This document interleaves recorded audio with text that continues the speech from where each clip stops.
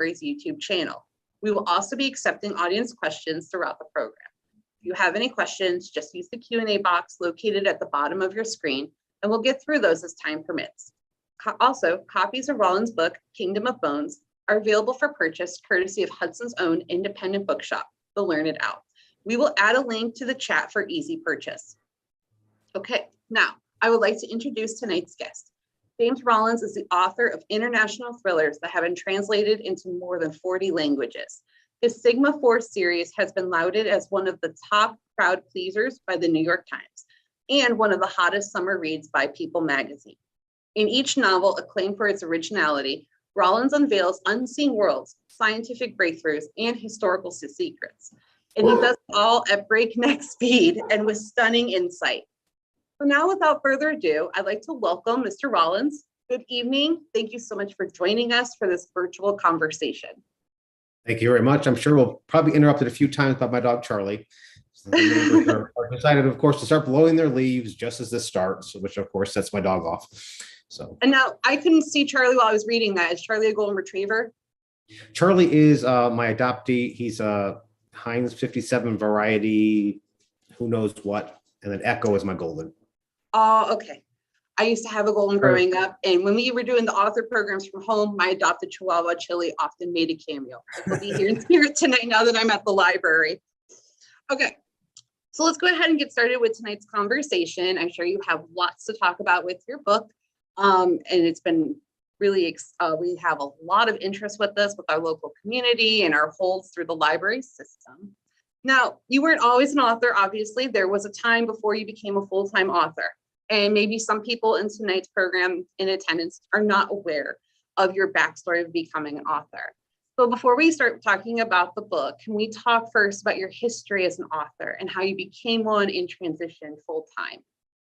Yeah, so again, it's a poorly kept secret. I think everybody that has read me at some point knows that my previous career was in veterinary medicine. A lot of lawyers become authors, I think, mostly because they don't like their job. Most veterinarians love their job, so we don't wander too far from the pack. I did. Apparently, I just sort of wandered off by myself a little bit.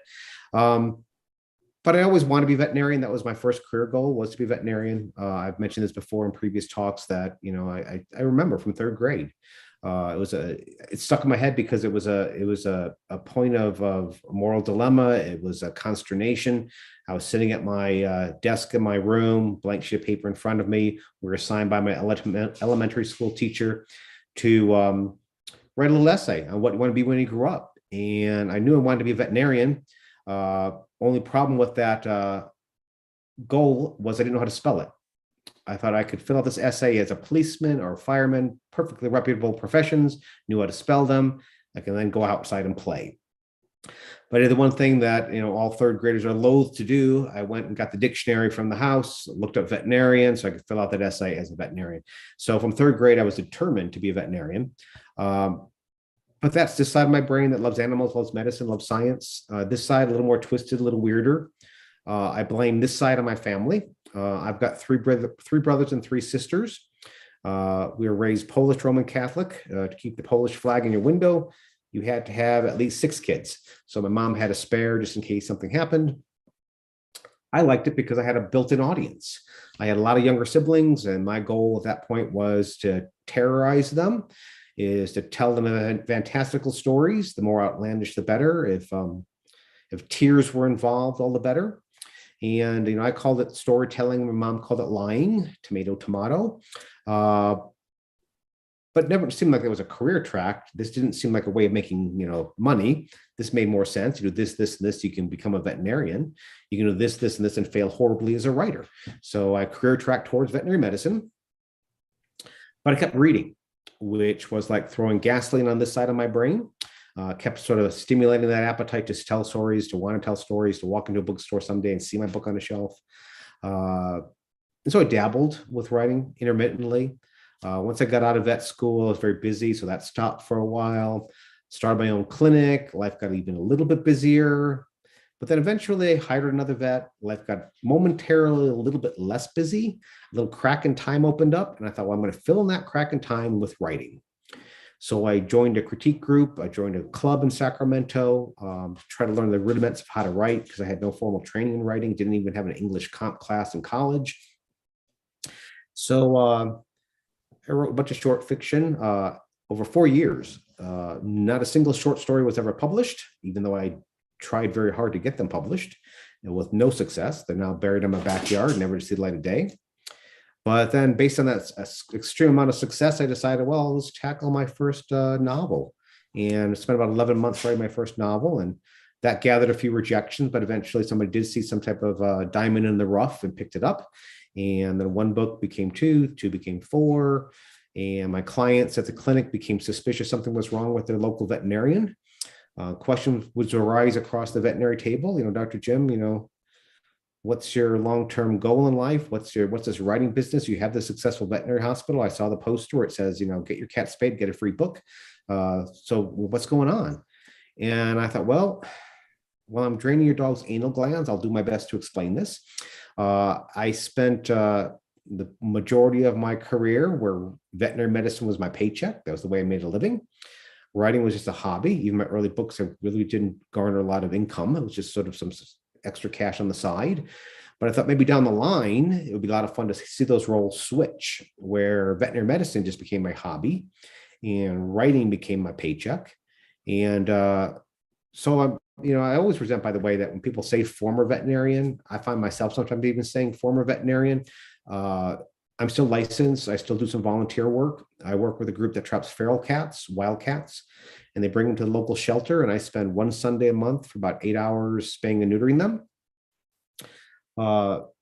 It's basically I'm now doing with my veterinary career is just removing genitalia, but it's a hobby. So I've sort of achieved that goal I was talking to with my clients about. So that's in a nutshell how a veterinarian became inadvertently an author. I think that's actually really cool, even if you've shared the story numerous times before, how the roles have switched, because you didn't abandon one. You're still embracing both sides. Because I know for me, actually I had a moment where I wanted to be a veterinarian when I was growing up. I always grew up with pets. I've had everything from, rescued dogs, guinea pigs, birds. I've had it all. So I can completely understand the importance of wanting to still support animals. I think that's really great that you are doing volunteer veterinarian work. It sounds nice, oh, how kind of Mr. Rollins to do this and help out the feral cat population, these vectors for disease and these kitten factories. But actually, there's an ulterior motive that I'm secretly concerned. I didn't abruptly stop veterinary medicine, even my clinic. When books began to sell and more demand on my time for my writing was impinging upon my ability to maintain the clinic, I weaned myself off the clinic. I owned the clinic at that point, so I sold it, but I stayed employed there for a while. And I went from full-time to part-time to just weekends. So I kept sort of retreating step by step. And even today, I still do the clinics, both because I do want to help the feral population out there, but also I'm most secretly concerned that someone's going to go, hey, we just realized that Rollins guy really can't write. Have him pick up a scalpel and get him back to work. So I'm keeping my toe in the pool, my surgical skills a little bit honed, just on that off chance I have to retreat even further back into my veterinary career. Backup plan, right? Just so that way, if anything Exactly. happens, It's always good to have a backup plan. Always have a backup plan. All right. Now, I do have an interesting question because I have not ever seen you answer this before, but I do know that you write under a pen name, and you also have another pen name you use, Yep. James Clemens. Now, Yep. How did you come up with your pen name? First, I had to come up with pen names because my last name is Polish and unpronounceable. Well, it's not unpronounceable. It looks unpronounceable. Look at every letter of the alphabet is in my name. And when I sold my first book, I heard this from two different publishing houses, by the way. It wasn't just one publishing house. They both told me, we like your book, but that name's got to go. We can't sell a book where people can't pronounce your last name. So give us a phonetically pronounceable last name, and preferably make it 2 syllables. And so I asked each of them, well, why 2 syllables? And this is what there must have been a marketing study because they both had the same answer. Go 1 syllable, it's too easy to forget. 3 syllables, too hard to remember. And I'm thinking, well, Stephen King has no problem with that. And Lee Child has no problem with one syllable recognition. But anyway, so I had to come up with two syllable names. So Rollins came about because the veterinary school I went to was the University of Missouri Veterinary School in Columbia, Missouri. And that university hospital is on Rollins Avenue. And James Clemens, my moniker for my pseudonym for my fantasy books early in my career, was because Samuel Clemens, Mark Twain, had abandoned his name. So I decided I was going to pick it up and use it myself. So they're both little nods to my Missouri roots. That's pretty cool. So if we have any budding authors here tonight that need to use a pen name, you highly recommend following, again, the two syllable name. Even though King and Thor and all the other ones can be one syllables. I would probably say my caveat is 1 or 2 is fine. 3 may be a forgettable. I think maybe it is easier to keep it to 1 or 2. Patterson, that 3 syllables. Plus 2, maybe if not. the Maybe name's 3 is shorter, okay. you can spread it with like the larger letters across the top too, right? That Instead is of true. Yep. More name recognition. have a bigger name. Okay, great points. Let's see. Another thing I really wanted to hear some stories about from you is, I know you're a very outdoorsy type of person. It's well documented in your books. You've discussed it a lot. But what I thought was really cool was your interest in spelunking, because I watch a lot of the YouTube videos about spelunking. And I thought maybe some people in the crowd would really like to hear about spelunking. And do you have any real memorable trips or specific caves that you have explored? Well, I took up caving when I was going to school in Missouri. Missouri is sort of cave central, a lot of wild caves, a lot of beautiful show caves, but the clubs go to wild caves. It's usually on private property. They're usually only known amongst the people in the community, because again, they don't really want people that are inexperienced going into these caves, because they can be pretty dangerous. And when I wrote my first book, the one that I told you that took me a while to get published, was a deep earth adventure called Subterranean. It took place 2 miles underneath the continent of Antarctica, and was basically a big caving book, because I love caving. And I always tell, whenever I teach writing, I tell people you should be writing from a point of passion. Since I was passionate about caving, I was going to do my first book all about caving. But one of the characters in that book is claustrophobic. And I've never really had a lot of claustrophobia experiences, because if you're caving, it's not a good trait to have to be claustrophobic. You're generally not going to become a caver if you're claustrophobic. But I remember one of the caves occurred here in Northern California. Northern California is not known for its massive caving systems. They're usually hard caves. They're very vertical caves, a lot of rope work involved. And I went to a cave just not far from Berkeley. And I got stuck. I was literally stuck in a chute, and I could not get out. And I was with some buddies, and they were like, we can't, you're too heavy, you're too jammed in there, we can't pull you out. So you have to find a way of wiggling yourself out of that chute, or this is where you're going to live. So that's the moment I experienced claustrophobia, because at this point, you're now really acknowledging the weight of rock overhead that's above you. So I had, that panicky claustrophobic moment. And I believe it was that gave me enough sweat as lubrication to eventually free myself out of that chute. And then I took that memory of being stuck and was able to use that when I was writing points of view of scenes from that one character in Subterranean who was claustrophobic. So writers always, we never let anything go to waste. When I mentioned I watch a lot of spelunking videos on YouTube, unfortunately, some of them have been about people getting stuck. So I can imagine that Always the most memorable part. Thing. That'd be the most terrifying thing for me. I do have claustrophobia, so that's crazy. Now, have you gone cave exploring anywhere else around the world? Oh yeah, I've been all around the world. Matter of fact, I hadn't. I stopped caving for a while when I got to maybe into my mid-50s. I thought, well, it's a younger man's sport. You have to have limbs that do weird things, that can move in strange ways, and you have to be muscular and svelte. And I had, my midsection had gotten a little bit wider, so I dismissed caving as a sport. But I still went to the grotto meetings and still attended lectures. And one gentleman came up, and he was had a slideshow of his last caving experience. It was a very technical cave. very advanced cave, and he was showing how he maneuvered through it and had pictures and how we traversed it. And the gentleman up there was 65 years old. So then I realized, okay, I'm making up an excuse. So I sort of made a goal. There was a cavern system in Vietnam that the caving club was going to. And so my goal, that was like a year off. So I'm going to get in shape so that I can go with that trip. So that was my goal, then to, not so easily slide into this widening decrepitude that I believe was keeping me from caving. So I'm back to caving pretty regularly again now. Oh, wow. Now, I know caving is just one of the other things you do, scuba diving, there's all kinds of outdoor activities you do. Are there any of those outdoor activities that you still have on your bucket list that you want to do at some point, maybe once the pandemic's completely done or anything like that? I've never skydived before. So that's something I would like to do. Bigger on bucket list is not so much an activity as certain travel bucket list things. As I've been to 6 of the 7 continents, but I've never been to Antarctica, the very continent that I wrote my first book about. And I keep trying to get there, but I've never quite gotten to Antarctica. So one of these days, in my bucket list is to get there and just to put my foot on the ground, go tag, gotcha, 7. That'd be impressive though, then, to be on all 7 continents at some point. I've only left Ohio like 5 times my whole life. I'm impressed. All right. So, well, I write international thriller, so I need a little bit of, I need to go out there and explore the world a little bit to try I to guess so. Can.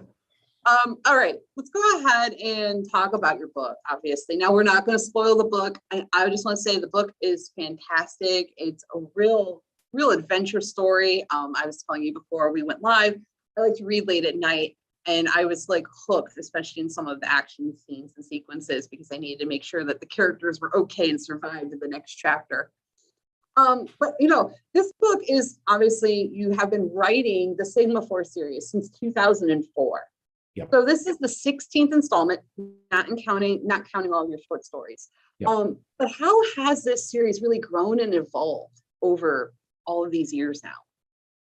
Well, it's definitely been an eye-opening journey for me. And I've told the story before how I didn't really want to do a series. All my stuff prior to Sigma were standalone adventures. I didn't want to do a series. And I was getting a lot of pressure from a publishing house to do a series because it's easier for them to market, easier for them to sell. But I resisted for the longest period of time because of what I called the Jessica Fletcher syndrome. Jessica Fletcher from Murder, She Wrote. Here was an old woman from Cabot Cove that was always stumbling over dead bodies. I've never stumbled over a dead body. So you begin to wonder, what's wrong with that woman? Eventually your credibility becomes strained that there's no way that woman's always stumbling over dead bodies. And it's also hard to maintain jeopardy in a serial character, because let's say somebody pulls a gun on Jessica Fletcher, that trigger's never going to be pulled because she's in next week's episode. So it's hard to maintain the level of threat. So I wrote Sandstorm thinking it was going to be a standalone. I sometimes even consider it more of the prequel to the Sigma Force series, because Sigma Force is just and for those that haven't don't know what Sigma Force is, they're a group of former Special Forces soldiers that were drummed out of the service for various reasons, but because of special skills or aptitude. They're secretly recruited by DARPA, the Defense Department's research and development agency. They're retrained in different scientific disciplines to be field agents for DARPA, and they protect the world against various global threats. They're scientists with guns. So these scientists with guns were supporting the main cast of characters in Sandstorm. But then I liked the idea of this group, and I think there really should be a Sigma Force group out there. And I sometimes wonder if there's not a Sigma Force group out there secretly ensconced somewhere in Washington, D.C.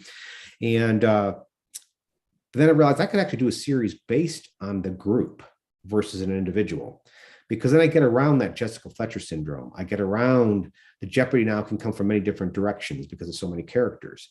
The everybody's in danger because I can always recruit a new member if I knock off a major character, which those that have followed me through the series know I'm quite cruel to my characters. And so but I get to be, because they can always recruit new members. So I like that I can maintain jeopardy. So then once I got over that, I agreed to do a series based on Sigma Force.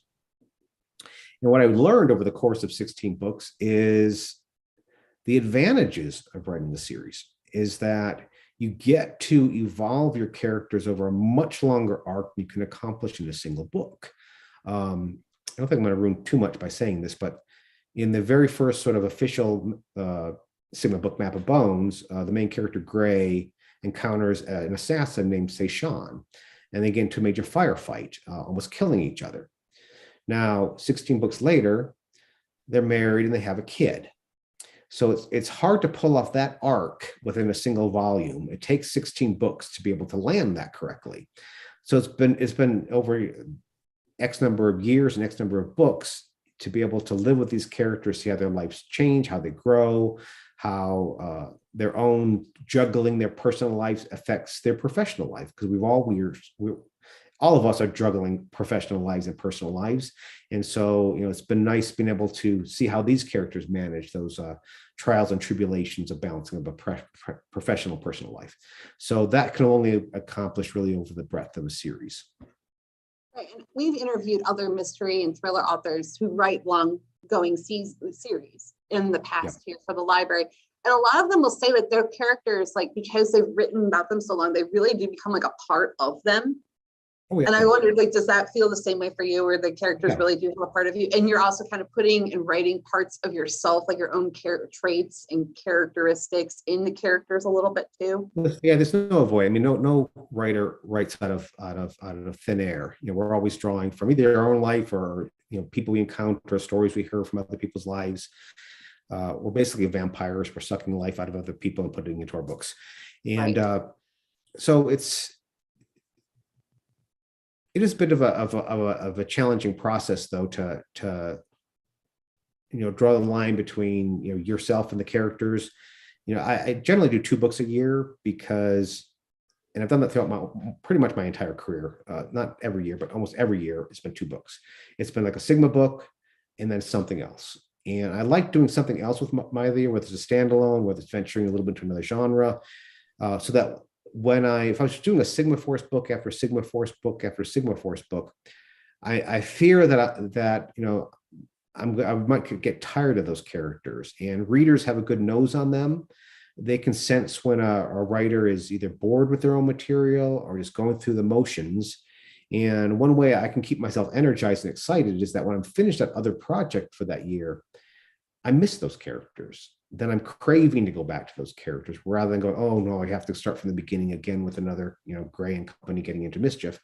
I'm anxious to get back to them. So that instills in me this natural passion that hopefully gets infused into the page so that the story still stays dynamic. Right, because it's kind of like that whole the adage, like this makes the heart go fonder. So like as you have that little bit of a break away, you're starting to miss them again, and you've had time to like kind of reflect on them. I think that's really cool. Now you have a lot of characters. I mean, you have the core Sigma group, and then of course every book's going to have new characters introduced that are side or villains, things like that. Writing Kingdom of Bones, we'll just stick with this one that you just released. What is your favorite character for you to write in this book? Was there one that you really have the closest connection with? I know they're kind of like all your children, but They are, but we do have our favorites for different reasons. I mean, Kowalski I like because he's a bit of the comic relief to the story. He's always fun. He actually appeared initially in a standalone Ice Hunt long before Sigma ever originated. But I liked that character. I remember that character from Ice Hunt, so I recruited him to Sigma, even though he doesn't necessarily belong in there. But probably the characters that I do like to write the most is the dynamic duo of Tucker and Kane. Tucker's a former Army Ranger. Kane is his military war dog. They've helped Sigma in the past. They've also had their own solo adventures and their own novels.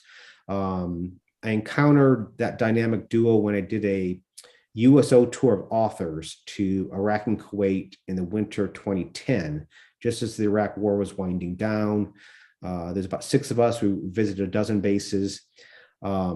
Me being a veterinarian, I'm seeing these handlers working with their dogs. So I was naturally gravitated towards that. I was like, can I pet your dog? And they were like, you might lose a hand, but try it.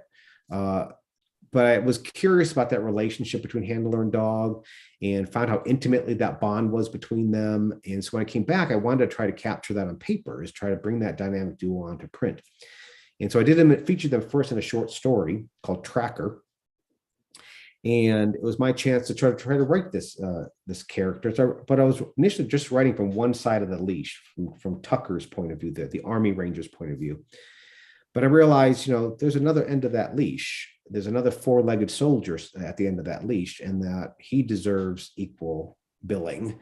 So I decided I'm going to write this point of view from the dog, and it was a bit of a challenge. The short story was almost like an experiment. Can I pull this off? Can I write from both sides of the leash? So, I leaned on my animal behavior background to make sure the dog's senses and what they were experiencing was feeling authentic. I didn't want the dog to break out into song halfway through the book like it was a Disney dog. And, I interviewed handlers. I went to Lackland Air Force Base and saw where they trained the dogs. I vetted the books with the dog with handlers to also get the authenticity of these dogs, as to make sure that what they could do was authentic, that it wasn't doing like a Rin Tin Tin / Lassie version of a military war dog. So I enjoyed writing them. But when they first appeared, again, book was vetted by handlers, but I was getting feedback from some of the readers of Bloodline saying, oh, what Kane was doing in Bloodline seemed unbelievable. There's no way those dogs could do that. It seems outlandish. Yet what I was hearing from the handlers was, Jim, I like what you did with Kane, but if anything, you're pulling the reins on him. These dogs can do much more than what you're actually showing on the page. So as each book has continued, I've expanded. I've added some of the things I've learned from these handlers, what these dogs can do, their ability to link commands, their ability to operate fairly independently based on commands. So more of that became incorporated into the story. So in Kingdom of Bones, they are featured quite prominently in this book. They come in to help Sigma out, help basically pull their butts out of the fire, and they play an important role in the story. And that's all I'm going to say, because there's some changes that occur in this book. Yes, that is true. We won't spoil anything. That was it really did a nice job. I just want to say, I think, capturing the relationship of those two. I really enjoyed reading them, and personally, I also really enjoyed reading about Benji, for different reasons. But yes, I really liked the animal human connection, because it is really important how you as a pet owner, I have a pet owner, like you can really form those really deep bonds. Right. So yeah, I thought that was fantastic. Thank you. Yeah. So now, maybe we have some people that are joining us for the first time. They haven't read your works. Do you find the Sigma Force works can be read as a standalone? Can someone pick up, because you're 16 books in, and enjoy Kingdom of Bones without reading all of the other ones? Definitely. I mean, I always didn't like series where if I start reading a book like halfway through the series and I'm lost. I never liked that. And so when I was tailoring the series, I made a commitment to myself to make sure each book had whatever information you as a reader need to know, backstory, little bits of history. You're not going to get the full breadth necessarily if you read the books in order. And very few people have read my books in order. Probably me and my editor. That's about it. Most people just find the book at a library or at an airport bookstore. They pick it up because maybe the cover intrigues them or the jacket copy does.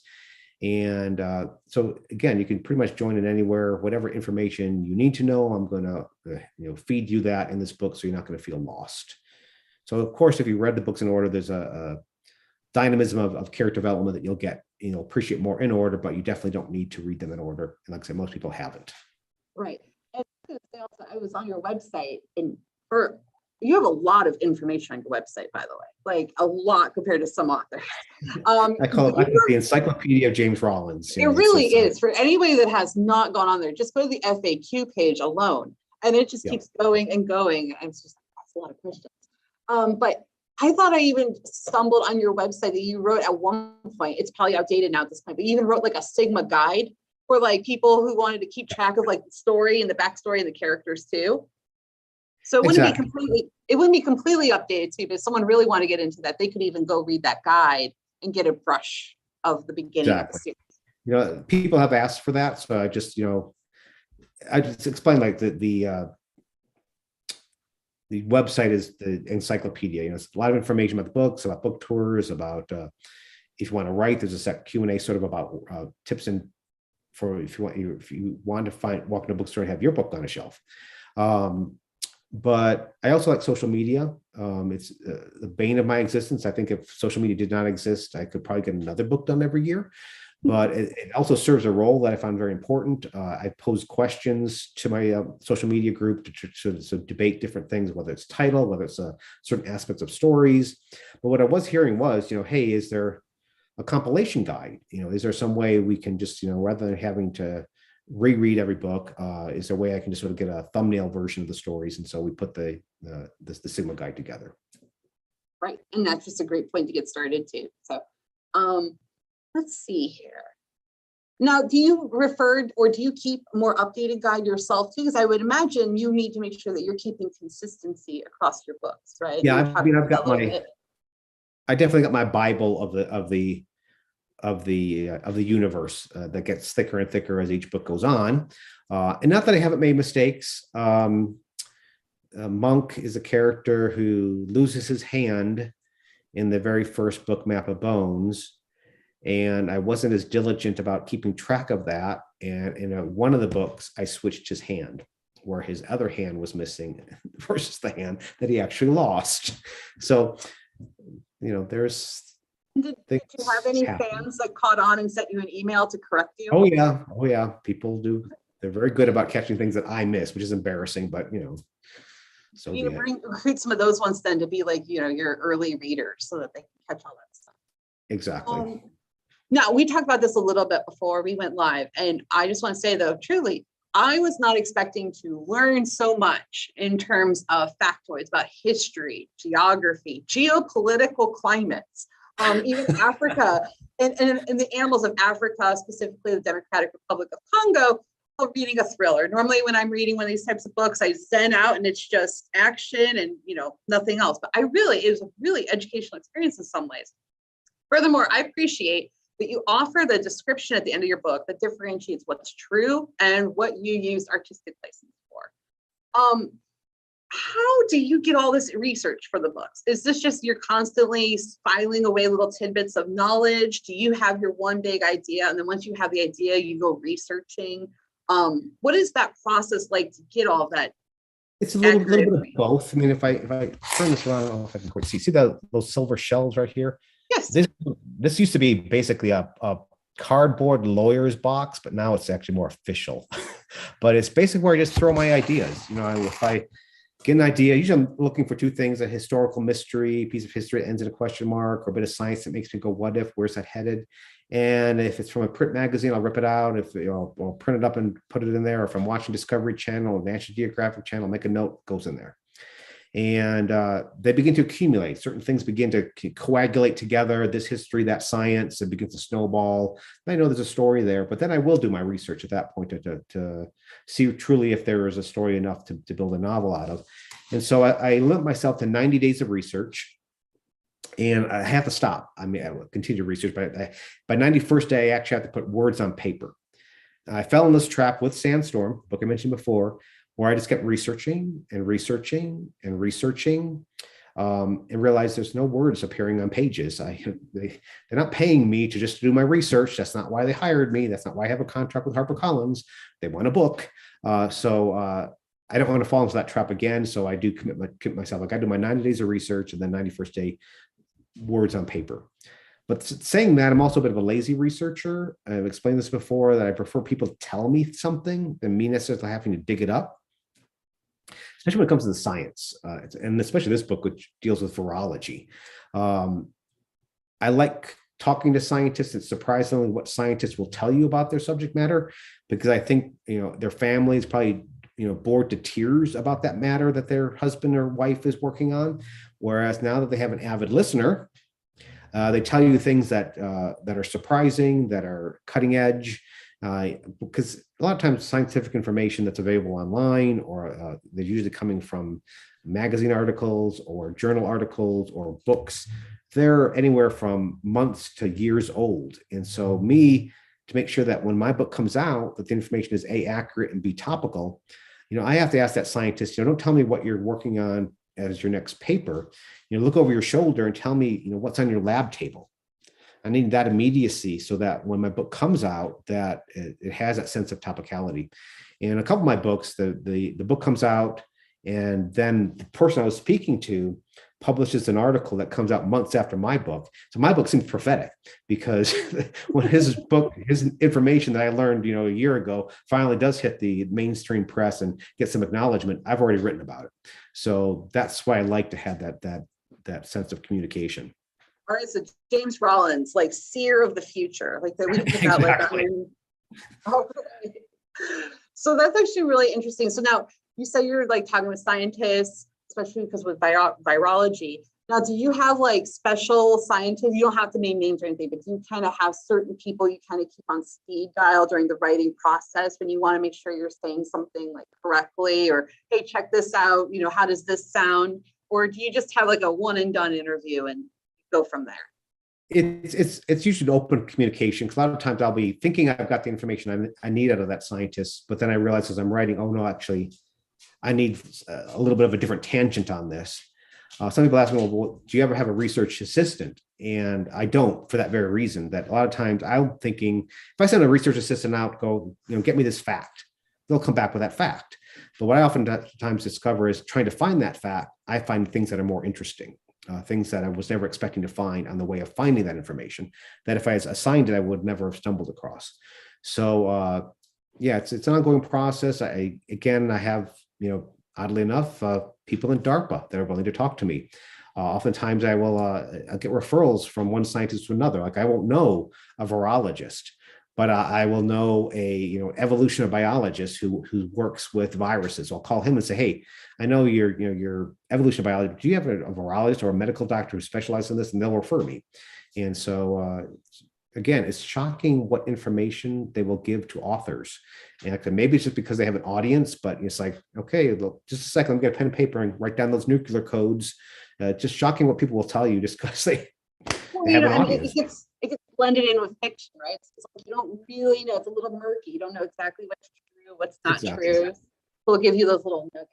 It's kind of reminding me back in the early days of the virtual programs. I don't know if you're friends or Kyle Mills, but we had Kyle. Yeah, we had Kyle here, virtually. And it was kind of the same idea with the amount of stuff and contacts he has regarding, the special ops forces in his book. So it's actually really interesting. Now, obviously, we don't have to go into all of the plot of this book. I think it's something that people should probably experience, and you probably agree. But it is related to a virus. You mentioned that. And we kind of are in a pandemic. Yep. Could you talk a little bit, because we haven't had a Sigma Force book now, actually, for a little while. We talk about why we've had this delay and what's happened. And were you a seer? Were you a prophetic seer of the virus? I wish I could say that was true. It all came about because in this set of file cabinets, I had put an article from 2019 from New Scientist magazine. The title of the article, and you can look it up, it's "When is the next global pandemic due?" And I wasn't interested in the pandemic aspect of this article that they were writing, because I'd already done a pandemic novel. Seventh Plague and The Sixth Extinction were all sort of plague-esque type of novels. But what was interesting to me about that article was it dealt with the virus hunters, these men and women that were going out into remote corners of the world, sampling wildlife out there, looking for the next pandemic pathogen. I thought that was a cool character. I thought, well, I can put a virus hunter in a book. That'd be really cool. And what especially was interesting, that a lot of the virus hunters are wildlife veterinarians. So again, that sort of piqued my interest as a veterinarian. Oh, this is a way I get a veterinarian in the book. And there is one that appears in this book. There's one of the virus hunter who's a veterinarian. And so I began building the storyline. I had the historical mystery I want to tie it to. I had the science sort of wrapped up, and I pitched the idea to my editor, and she says, yeah, that's pretty cool, run with it. So that was late 2019. So I was working on the novel, and come March 2020, something happened. And I got another call from my editor, and she was like, those virologists you were speaking to in 2019, did they warn you what was going to happen in 2020? And no, they did not. I sort of wish they had, but they did not.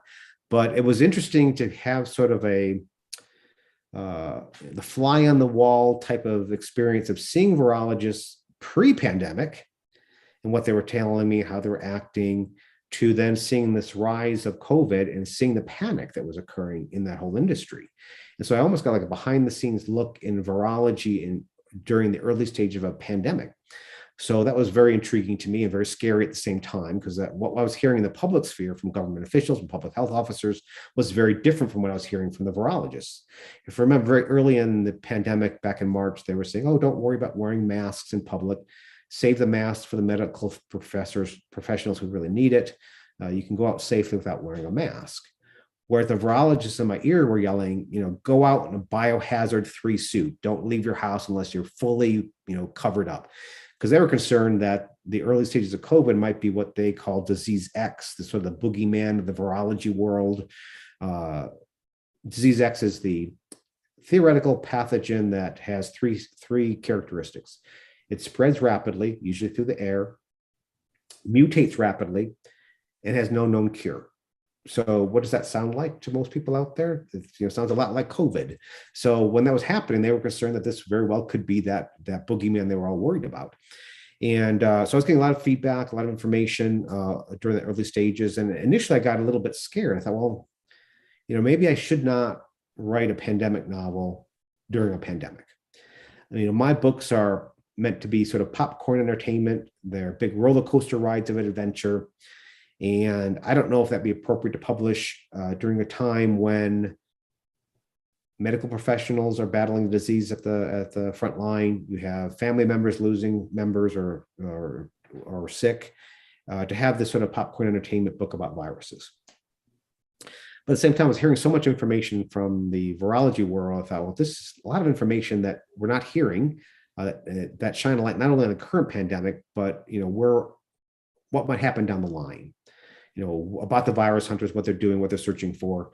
And just the weird biology of viruses, a lot of information that I thought was really fascinating.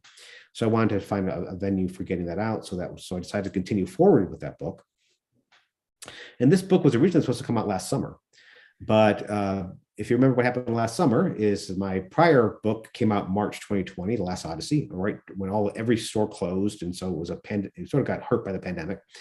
And so when last summer they had when the variants was rising, because I don't know if you remember from last summer, initially they said, take your masks off. And then like 2 weeks later, put your mask back on. And so the publishing house said, well, let's just shift that a little bit. Let's wait. Let's not have another Sigma novel come out in the midst of everybody shutting down. So they moved me to December, figuring, oh, well, surely the pandemic will be over by then.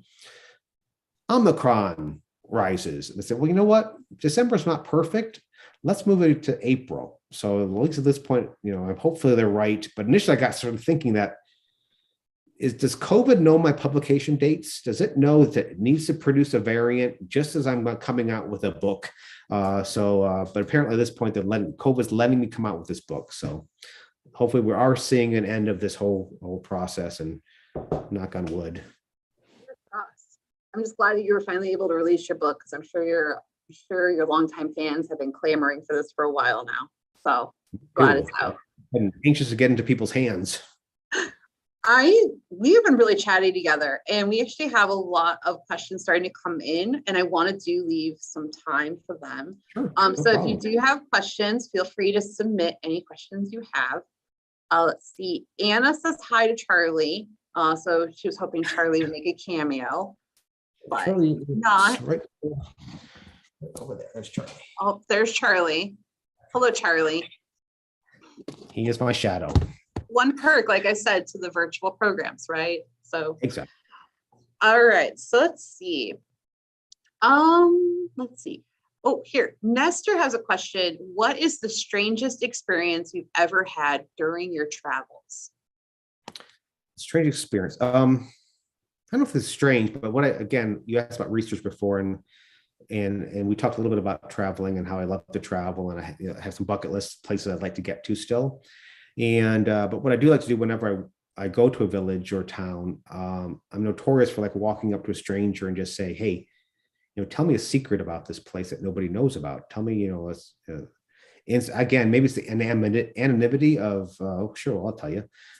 Maybe it's just gossip, but I was in the Spanish town in northern Spain, and I asked this woman that was selling roses on the side of the street. I said, hey, was a flower shop. It was more than just roses. But can you tell me a secret about your place, about this town, something that nobody knows about? And she, thought about it for a while, and she goes, just hang on a second, let me show you something. She closes her shop, and then she says, come with me. She takes me down this alley. I think she's going to mug me. I'm dead. This old woman's going to kill me. And she goes, no, look at this door over here. She pointed at this door and had this like emblem burned into the door. And she goes, do you know what this means? I go, I have no clue. And that means that a witch lives in this house. I'm going, what? She goes, no, this is a symbol of the Spanish Inquisition. They marked this house because a witch lived here. And I'm going, well, there's no way that this mark is that old, or this house is that old, that it goes back to the Spanish Inquisition. She goes, when I asked her, when this mark was put in there? It was put in there 45 years ago. I'm going, what are you talking about? The Spanish Inquisition put the mark here 45 years ago. The Spanish Inquisition, dissipated, centuries ago. She goes, no, they're still around. And so a lot of people in Spain believe that there's our secret sects of the Spanish Inquisition still going around, persecuting, hunting women who are suspected to be witches. And that little fact was the jumping off point for me writing a book called Crucible, which deals with a sect of the Spanish Inquisition that's still active in Spain, that's hunting down women, in this case, a woman scientist who they believe is a heretic and potentially a witch. So it's surprising what I'll stumble upon when I'm traveling. That's interesting. And that's cool to see how that can end up in your factoid file and used in a book. Of course. Steve. Oh, Michelle, Steve, and Nick, they're all in one Zoom account, I guess. They want to know more about, is that a tusk on the wall behind you? That is a mammoth tusk that I think is like 200,000 years old. We have a mammoth tusk at the library too. You really? Yeah, yes, there was someone that passed away. He collected a bunch of fossils, and so he had passed away, and his estate was auctioning off a lot of his items. So I was able to obtain the tusk there. There's a few other kind of like a chunk of a Tyrannosaurus jaw back there somewhere, and so just lots of fun things. That's really cool. Right underneath the veterinarian was archaeologist. So a lot of my books deal with archaeology because strange histories and things like that I like to dabble with in my books. Archaeology is a lot of fun. All right, let's see. Carmen wants to let you know that she enjoyed having a character who was a veterinarian, and she recalls reading that was your background too. Let's see. Do you enjoy writing the veterinarian parts in your stories? She says she always assumed Tucker and Kane were the cool element where you could use your imagination and love for your dogs when writing about them. I mean, we talked about that a little bit, but yep. What else do you bring to the table in your writing as a veterinarian to your books? I mentioned before about readers having good noses on them, about sensing when a writer maybe is bored with their material. But I heard this adage that writers are naked on the page, that we reveal a lot more about ourselves than we think we actually reveal. And I really didn't believe that until I got an email from a gentleman who said, hey, I've been reading your books since the beginning. And, how come about like 7 or 8 books in, do all of your characters seem to have animal sidekicks, whether it's a Western mountain gorilla, whether it's an orphan jaguar cub, well, it's a wolf rescue mix, whether it's Kane, the military war dog, and why all of a sudden all these animals? And I realized that prior to that, in my early books, you don't see that. You don't see that sort of animal infusion into my books. And that's because I was still practicing. When I was writing during my lunch hours as a veterinarian, I didn't want to write about a veterinarian. My writing was my escape. I was going on these big adventures and these crazy stories. But once I sort of gave up full-time veterinary medicine, this side of my brain began seeping into this side of my brain because it was no longer being stimulated by my daily activity as a veterinarian. So they began appearing in my books inadvertently. I didn't realize this was happening until this gentleman brought this to my attention. So again, there's a lot of infusion of animals, of biology, of that human-animal bond in a lot of my books. And only one other time have I actually featured a veterinarian. I wrote a standalone book called Altar of Eden that features a New Orleans veterinarian. She gets tied into this exotic animal smuggling ring out of New Orleans that leads her into a big adventure. But that's the only time an actual veterinarian, besides Kingdom of Bones, that I actually featured a vet in one of my stories. I don't know. Well, let's see. Riley May has an interesting question. I like to know this. Like Kowalski from Ice Hunt, how do you choose which characters from standalones make it into the Sigma 4 series? So who's getting a promotion and how do you decide? I missed Kowalski. Kowalski was the comic relief in Ice Hunt. But at the same time, I always knew he had a core of something more significant in him. And I wanted to explore that. And so I recruited him to Sigma, even though, he's, not the brightest bulb out there. He's an ill fit somewhat into Sigma in regards to these talented men and women that are experts in their fields. And he's not quite, likes to blow things up, and he's very good at blowing things up. So that is a talent of his. So I wanted to explore more about Kowalski. And again, certain other characters have appeared. A lot of people don't realize that Jason, who's an assistant to Kat Bryant, who if you haven't read, neither of them appear in this book really, came out of my very first book. Jason is the son of the main characters in Subterranean. So I do have little nods back to those earlier books, which I enjoyed. I know whenever I'm watching a series or reading books where there is, you see one of the characters from like slightly, whether it's a crossover between CSI Miami and, CSI Las Vegas, the crossover episodes are always sort of appealing to me. So I do a little bit of that with my own books.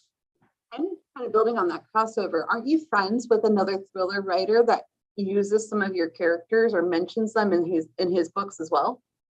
Yeah, we've done that. I have a lot of friends, and we do little tips of the hats towards each other. Steve Barry has mentioned my characters, and I've mentioned his characters probably a little bit too often, because eventually people thought, oh, I think this is secret knowledge being passed to us that James Rollins and Steve Barry are the same author, writing under two different pen names. So eventually we had to go on tour to prove that we were not, in fact, the same person. But Brad Thor and I have also exchanged little nods. Douglas Preston and Lincoln Child have, which I found the most amusing, is that they don't mention any of my characters, but they mention me in particular. They have one of their characters who's at an airport bookstore about to go on a flight, decides, oh, look, it's the latest James Rollins. This should entertain me for the flight. And which is cool, except that the person buying that book and reading the book and enjoying the book was the horrible murderous villain of the story. So apparently horrible murderous villains like James Rollins books. Oh my goodness. That's a oh, I don't have words for that, but yeah. Let's see. Someone in the audience, Brad is a fan of the writer Grant Blackwood. And he wants to know, would you ever consider writing or working with on military thrillers with Grant Blackwood? Grant has done books with Tom Clancy and with Clive Cussler and with me, which so I'm an honor to be able to share that stage with those characters. He's got a great military background himself, so he can bring that authenticity that I can't necessarily bring as well as having somebody that's been in the trenches like Grant has. So yeah, I think I would love to do another project with Grant. So you say you have done projects. Could you talk a little bit, elaborate for maybe anyone who hasn't read that? Again, I've dabbled with that other book every year, what I'm going to do for my other book of the year. And so I had this idea to do a book that features vampires that live in the Vatican. So it's not exactly, it's a little bit of an offshoot. I'm going down a little trail, but in my head, this whole mythology, it ties to when I first saw The Raising of Lazarus by Rembrandt in a museum. And it's a very Gothic, very dark, very mysterious painting of this figure rising out of his coffin. It looks very vampiric. So that got me thinking, could there be some type of vampiric tie to early Catholicism? Began bringing this whole history together, talking to different historians and art historians also. And the story sort of snowballed, and it was so, I wanted to try to write it, and I tried to write it, and it was not really coming out right. I realized I don't have the Gothic quality of what this book really needs, because whenever an author has an idea, it's like a bright, shiny penny in their head. And your goal as a writer is to try to get that book on print as close to that shiny penny that's in your head. And it really wasn't coming out very well. And so I knew another author, Rebecca Cantrell. I've known her since early in her career. I gave her a blurb for her first book. She writes historical mysteries set between World War I and World War II, the Hannah Vogel mysteries. And I was impressed with her ability to create time and place with an efficiency of words. She has almost a Gothic quality to her writing. So I was struggling with trying to write that story when I was reading her latest Hannah Vogel mystery, and I realized, this is exactly what I need. And so I called up Rebecca and I said, hey, Rebecca, I've got this idea for a story. And I think if we compared our talents, I can bring the history and the weird science and the strange animals. If you could bring this Gothic quality, the sense of time and place that you do so well, I think the book could be what it needs to be. The series could be what it needs to be. And she goes, sure, but what's it about? And so it's about vampires. She goes, no, I will never write a vampire novel in my life. I said, no, it's not really a vampire novel. Well, I guess it is because there's vampires in it. But let me just tell you the backstory. So I laid out the whole historical quality to it. And she goes, well, actually, that's a pretty cool concept. So she agreed to work on with me. So and neither of us had collaborated before, so we weren't quite sure of the process. We ended up doing a Zoom call like this every Monday. Initially, she was living in Hawaii at this time. Eventually, she moved to Berlin, I think, to get further away from me. And because neither of us had collaborated, we weren't quite sure, how to handle that relationship. We divided the book into different sections on who was going to tackle which first, and we exchange work in chapters, and we review them every Monday. And initially, it was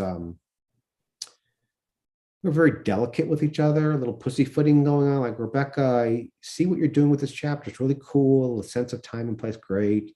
This character dialogue, spectacular. But maybe this could be tweaked. I'm not saying you have to do this, but maybe you could tweak this just a little bit in this direction. Eventually, though, it got to the point where it's like, Jim, this chapter sucks, rewrite it. And once we got to that level of efficiency, the collaboration worked much better. So we did 3 books in that series, the Sanguina series. I did 2 books with Grant Blackwood. So again, I'm open to do collaborations again, but right now I like being the judge, jury, and executioner of my work. So right now I'm sort of concentrating on my own books, and Rebecca and I have talked about doing a second cycle of stories in that universe. And sure, I would love to do some more military thrillers with Grant.